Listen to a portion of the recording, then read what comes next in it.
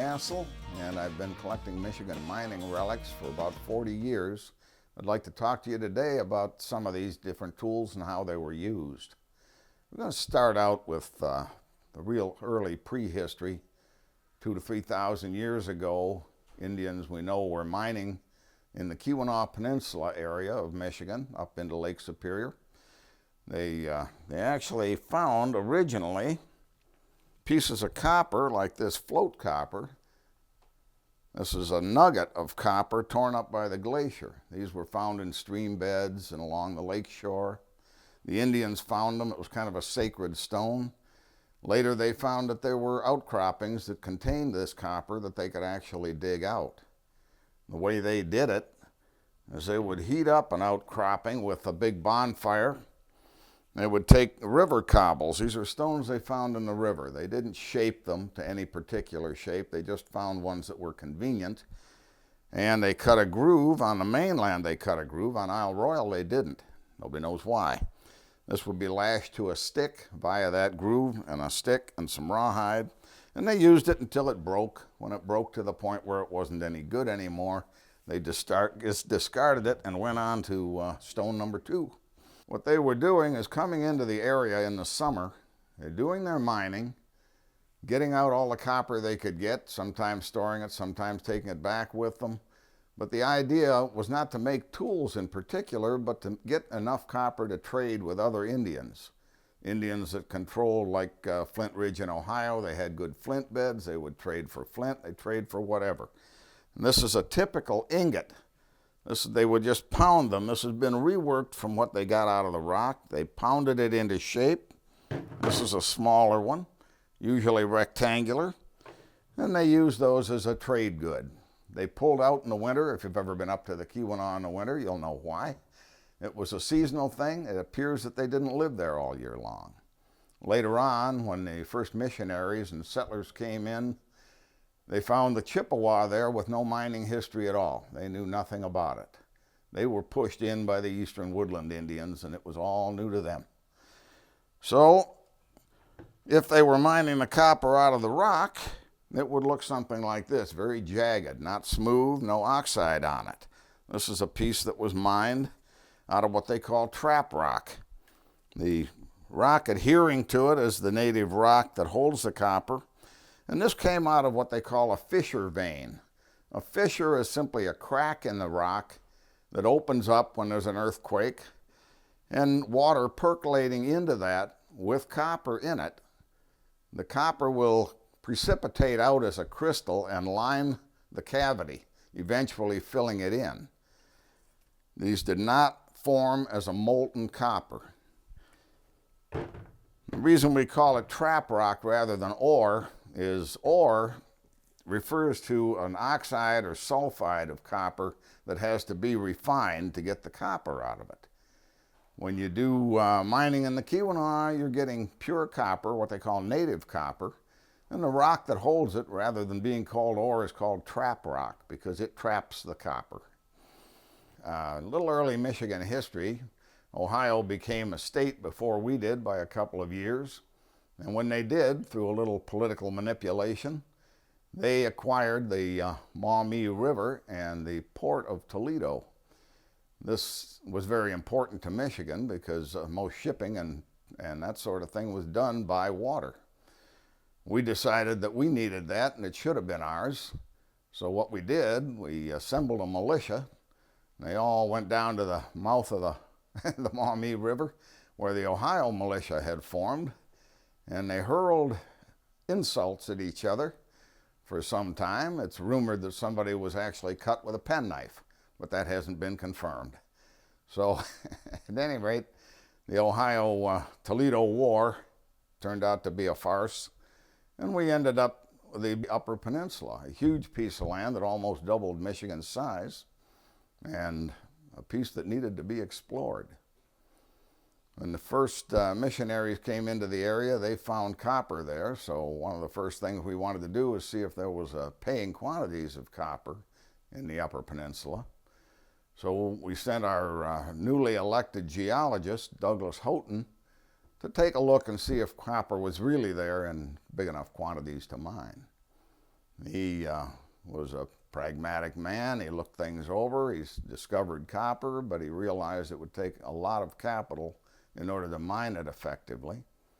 So he didn't want to start a big copper rush. So his 1841 report was tempered with the fact that they needed a lot of money to make money. Well, that didn't stop the usual get-rich-quick characters, so there was probably the first mining boom in America up to the Keweenaw Peninsula. Everybody rushed up there, couldn't get there fast enough. Pretty quick they found out they weren't going to get rich on a base metal like copper. It had to be cut out of the rock. So eventually most of them slipped back downstate, but somebody did manage to find an outcropping at what became known as the Cliff Mine. And the cliff was a vertical 400-foot outcropping that exposed some copper.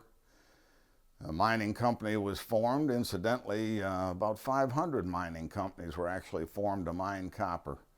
Only about 11 of them made a profit. But the Cliff Mine, oddly enough, made a profit on mass copper. That's the big pieces of copper, big pieces, some of them weighing several tons. And they made a profit in the first year of operation. That was 1845. We can take you back and do a little bit of a day for a miner and give you an idea of how they mined it and how much work that really was. The first thing you would do in the morning, you get to the mine, you had to climb down ladders to get into the shaft. And this is part of a miner's boot sole. Interesting thing about this, you can see that it has a steel horseshoe around here to protect the heel from wear. They're walking on broken rock all day long. It has hobnails to protect the rest of the heel. And the interesting thing about this one is it has hobnails on the instep. Now you won't see that on a military boot because you don't walk on that part of the boot. You walk out here on the toe. Sometimes they had another steel piece on the toe. The reason for the hobnails on the instep is the miners had to climb down ladders and up ladders to get in and out of the mine. Sometimes as much as an hour of their day was taking up going into the job and coming out. That would wear that instep out in no time. Miners had to pay for their own boots, not the ladders, so they put hobnails on the boot. While we're on boot soles, an interesting piece here. This is a boot heel plate that I found at one of the mass mines, and it's made out of copper. I can't tell whether it was a commercial sheet of copper or just something that the blacksmith made out of a piece of copper, but it is a whole boot heel plate. You can see the nail holes in it. That would have been worn by the guy handling the gunpowder. Gunpowder for blasting was available, but not dynamite. That didn't come in until somewhere around 1880. This is the way they got their explosives into the mine. This can is a recent black powder can, not an old one. Their cans, from what I found, were about half this size. And they would take as many of these cans in as they needed. And the guy handling gunpowder doesn't want to make any sparks on the rock, so a boot heel with a bunch of iron on it would be very dangerous. So evidently, based on what I've dug up, they were using copper hobnails and copper heel and toe plates on their boots.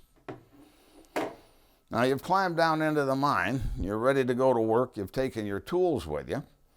Interesting is that Michigan Copper Range virtually put the Cornish Copper Range out of business. Those mines in England were old, they were deep, and they were mining sulfides and oxides. They were mining ore, not native copper. So they had to refine it, extra money there. In Michigan, it was just nice pure hunks of copper. Cliff Mine found enough big pieces right away in the first year of operation to actually make a profit. That was a phenomenal thing in the mining industry.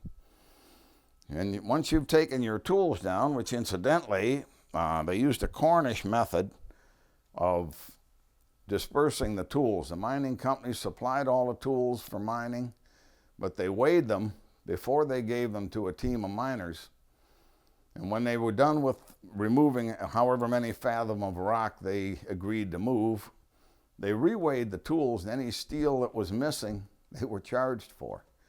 It was that tight. And typically, the points of drills would break off. If they weren't heat treated right, this one just fractured off. The tip of it is hard, the rest of the drill is not hard. So if that wasn't heat treated properly, these would break off. This one broke off very early. That drill's still in good shape. Any of that stuff that was lost, they got charged for. Well, they would start the day by going down into the mine with their tools. The tools, incidentally, went down in a bucket on the winch. And they got down there, they'd take whatever they needed. To start the day, they would typically go in with a bar like this. You can see how big that is, about a 5-footer. It has a chisel point on one end and a pry point on the other end. This is called a loose bar. Loose meaning loose rock, and this was for getting that rock out of the ceiling, which they called the hanging wall. They would go in, they would take this bar, and they would pound on the ceiling with the pointed end. And if it rang, if they got a nice ring out of the bar, see if we can do that for you, then they knew that was solid rock. If they got a dull thud, they knew the rock was loose. Hence the name. They would take this pry end and they would go up underneath it where there was a crack and pry it down. That was the number one thing before you even went in and moved the rock from the previous day's blast out. And they would then collect that rock, move it down to the tram cars, which were little railroad cars that ran along the level. They'd put all the rock in that. They'd push that cart over to the shaft, dump it into what they called a kibble, which looks like a 3-minute egg. It's a great big bucket, rounded, with an open top. They pour the rock in that, and they used horses that walked around a vertical pole. And they didn't have cable back then at the cliff. They used chain. This is a piece of hoisting chain, and we know it's hoisting chain because I found a piece of a head frame pulley that actually has the chain link marks in it. So they weren't just using that to get the big pieces of ore out of the mine. They were using that to actually hoist it out. You can imagine 4 horses walking around this vertical pole, dragging several hundred feet of that chain up and down. So you've gone in, you've barred down the loose, you've cleared out the rock. The next thing you got to do is drill the holes for the blast. And that was done with varying lengths. They started out with a short drill about this long, gradually went longer and longer, and this drill end is only a single line. The point of that drill is a single line. Here's a later one that they used in an automatic drill, and it has 4 points, actually across. In this case, it has a water hole to keep the dust down. Earlier ones didn't. Just because it doesn't have a water hole doesn't mean that it's a hand drill. The hand drills were always a single edge because it was awfully hard to pound that single edge into the rock any distance. If you had twice that much, you just couldn't do it by hand. Other end of the drill was pounded on by the drill hammer. The drill hammer weighed, from what I've gathered, the stone hammers that I've found have run between 6 and 10 pounds. This one here, heavy as it is only 7 pounds. These hammers were swung uphill at the drill. The driller would hold that drill. 1 or 2 men with hammers would be pounding on that end, and every time they struck it, he would rotate that drill a little bit in order to chip away the rock as we go. If you just held it in one position, it would just get stuck as it went in a little bit deeper. Incidentally, and I've read this several times, funny as it sounds, the driller signaled to stop hammering by putting his thumb over the end of the drill. Now, if you've ever done any hammering on an item like that, you know that you're watching that end of the drill. You're watching the impact point all the time. If he puts his thumb there just after it gets struck, not just before, he'll stop that guy and he'll pull his shot. There's also a certain amount of incentive to not hit the driller's thumb, because it would probably then pull the drill out of the hole and beat you over the head with it. So we've drilled, after about 8 hours of hard work, we've drilled 9 holes. We're going to place our charges. Again, we're just using black powder, so we have to get that black powder into the hole uphill. And to do that, this is a short version, we just use a wooden rod. And what they would do, they'd take a piece of paper and they would wrap that around that rod and form a tube.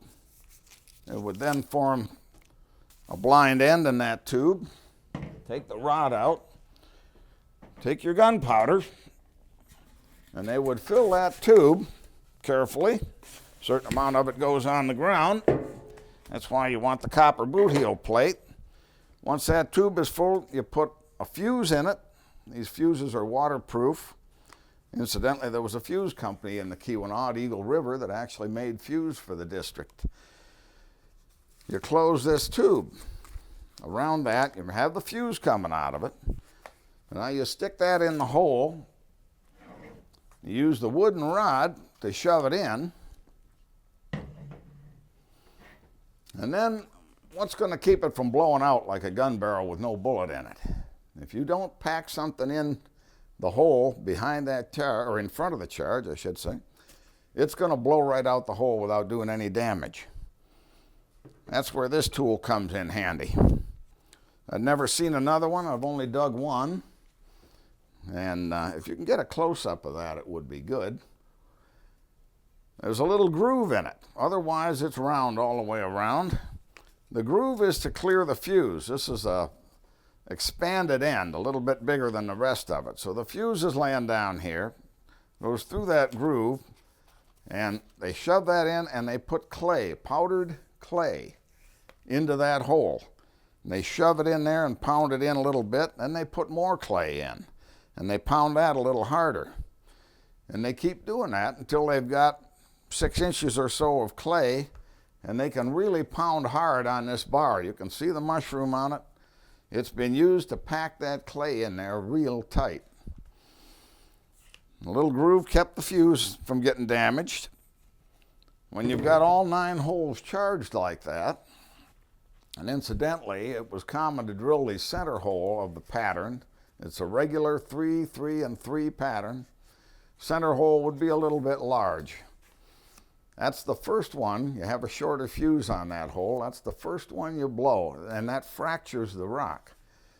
But it's important to do that so that when the outer charges blow, they can move that rock out.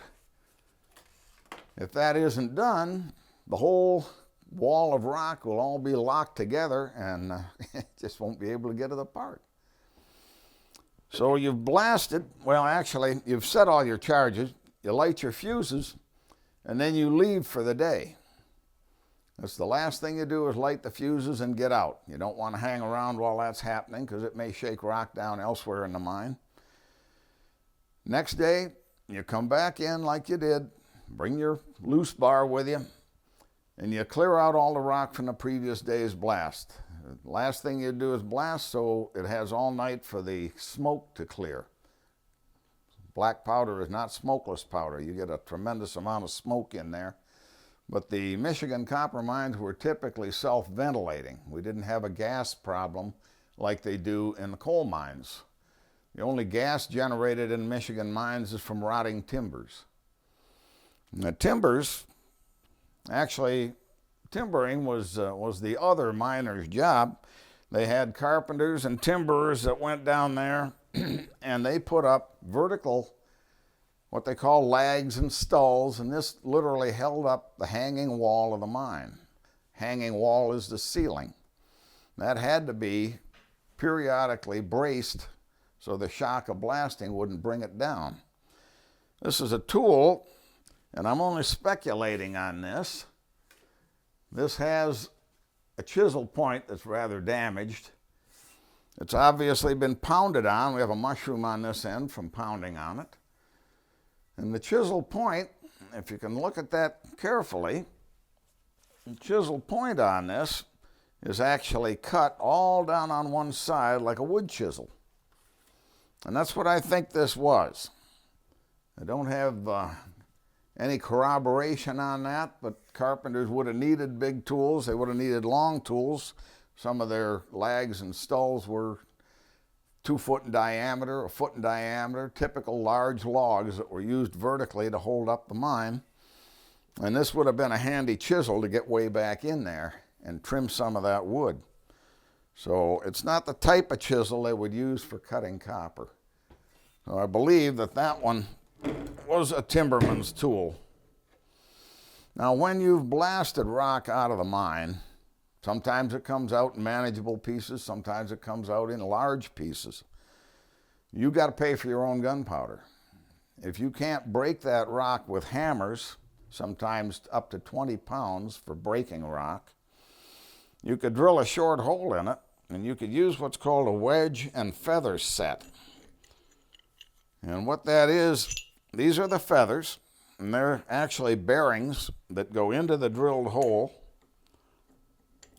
The wedge complements them, and as you pound on that, they will split that rock. If you could do that with one, that was great. If you needed a series of them, you could put as many in as you needed, but that rock had to be broken into pieces you could lift and put into the ore cart by hand. Other problem they had was they got masses of copper that were too big to actually get out of the mine. They weighed several tons. And the Cliff mine mined quite a few pieces like that. The one tool that Cliff Mine developed, and this has never been done before, nowhere else in the world did they mine pieces of copper like that. So they had to figure out how to cut these pieces of copper. You don't want to leave several tons of copper just because you can't get it out of the mine. So what they would do, they'd take a good piece of steel. Steel mostly came from England or Sweden. It was expensive, so they had to be careful with it. And this is what they called a Cape chisel. It's brought down to a point from the wide dimension and flared out a little bit from the narrow dimension. This is about 1/2 inch thick stock, and it flares out to about 3/4. This would be the chisel they would use for cutting that mass copper. One man would hold the chisel. 2 people with hammers, typical drill hammers, would drive the chisel. And it was important to steer that chisel. If you got it off too much, too deep, it would stop.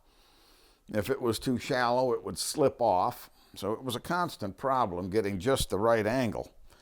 When they did, they cut off pieces of copper, little bits at a time. This is a typical copper chip. And these were cut by the thousands. They say it took a 3-man team, 2 hammermen and 1 guy to guide the drill. It took them a day to cut a square foot. That's 12 by 12 inches. They dug a piece in the Minnesota mine in the South Range that took them 1 year and 3 months to blast free and cut up and remove from the mine. 1 piece of copper, 60 feet long. I don't know how many tons it weighed, but it took 1 year and 3 months to get it out of the mine, and they were quite happy to get it. Another tool we've got here, this is commonly misidentified.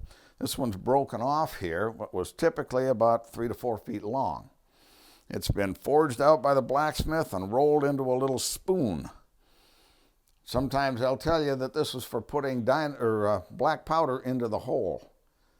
That's not true. You wouldn't put black powder into a stone hole with an iron tool. Nobody would do that. This was used to clean out the hole. After you've drilled for a while, you've created a bunch of dust in the hole. The other end of this tool, out here, was forged into a round piece and bent down 90 degrees so that you could go in and scrape out the hole. So you could either spoon it out or scrape it out. And this was probably used to put the clay in the hole. This is speculation on my part, but if I was putting loose clay, powdered clay in a hole, you'd need something to get it in there with, and that's probably why this is so large. You wouldn't be taking that much drill scrap out of there at a time. That was probably mostly done with the little dragging spoon, the other end.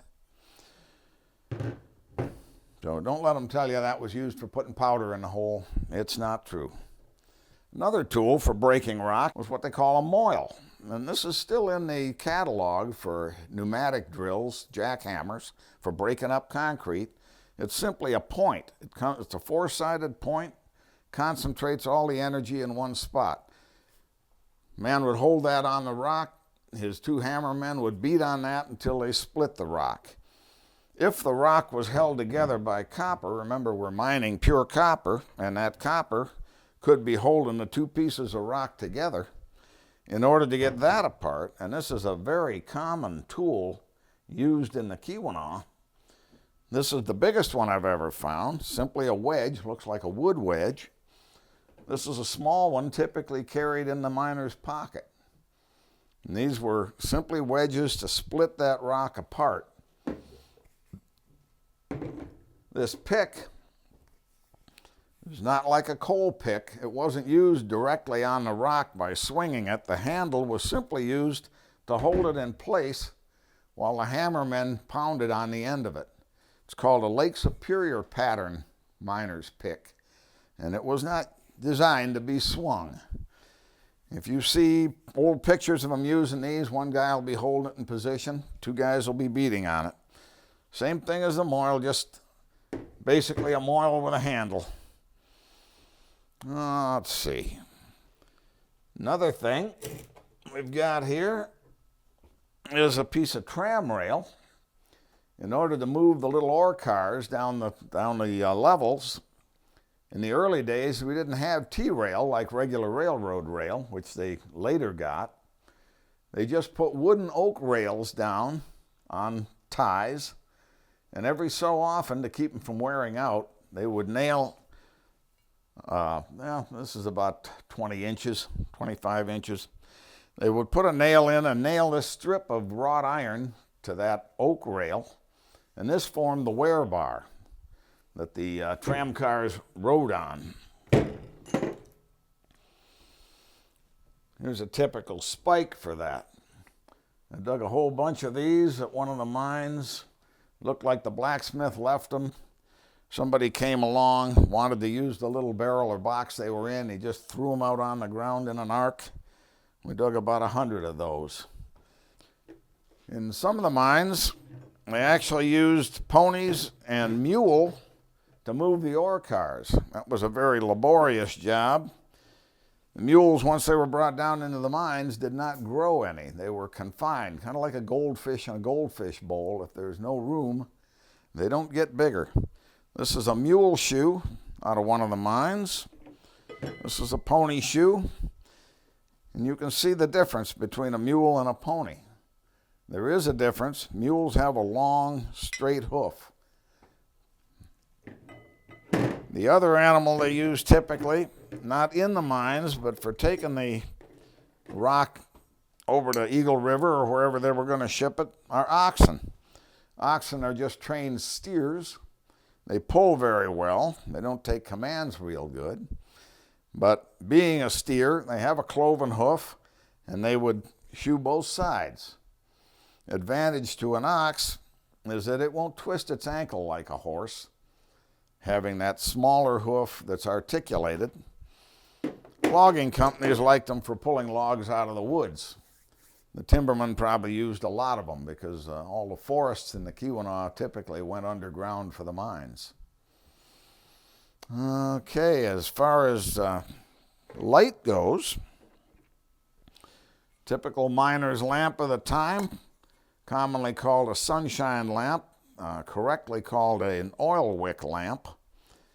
Had a wick out the front here, and you put a thick, greasy oil in the lamp itself, and this could be hung on the miner's cap or set anywhere in the mine while they were working. Sunshine fuel was marketed by, I believe it was Standard Oil, and that's why this is typically called a sunshine lamp. Other oil companies marketed fuel. One of them is called moonshine. But the correct name is an oil wick lamp.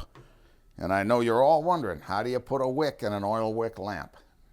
This is your big chance. What you would do, you take the old wick out of the lamp, and you take some string, and you wrap it around something. You make a big coil of it until you think you've got enough wrapped around. You take it off, You tie a string in the middle of that bundle, and you just bend it over, and you put a little knot, or tie a little piece of paper or something to the front end of it. And you put that into the lamp along with a little bit of string. You have to have enough string to let it go out. And when that's in place in front of the wick, the hole for the wick, you can blow that string right through.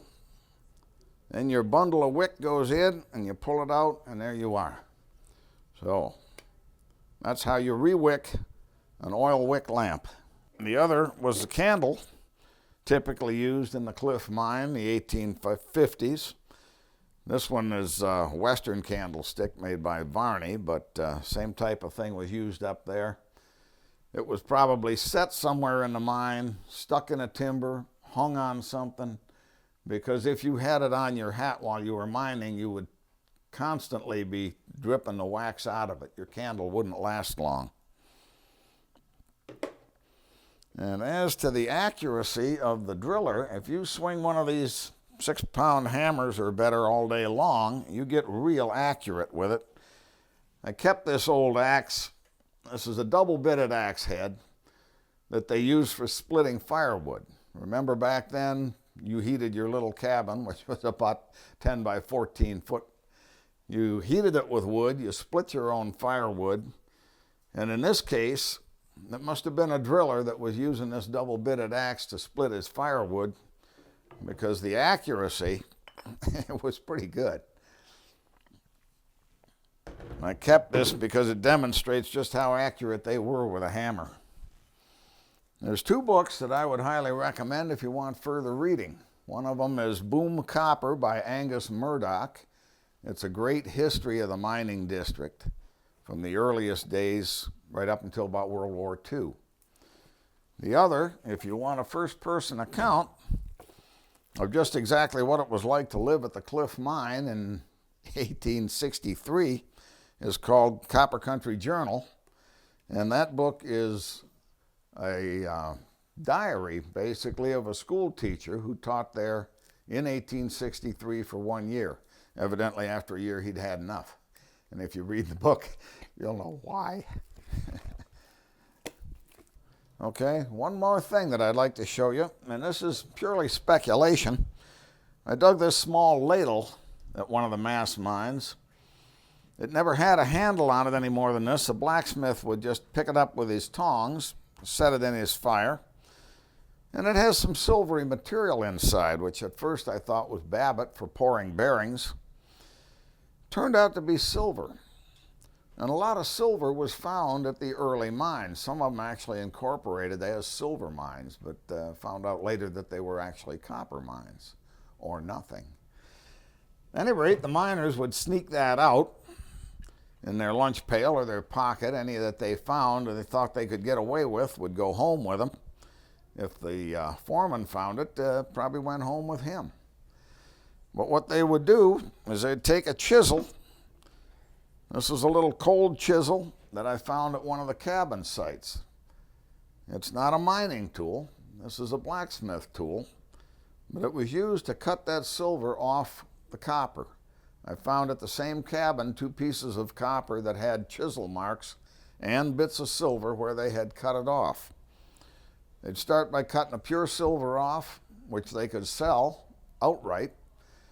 Then they would cut what was mostly silver, but it had a little copper stuck to it. And they're not going to get as good a price for that.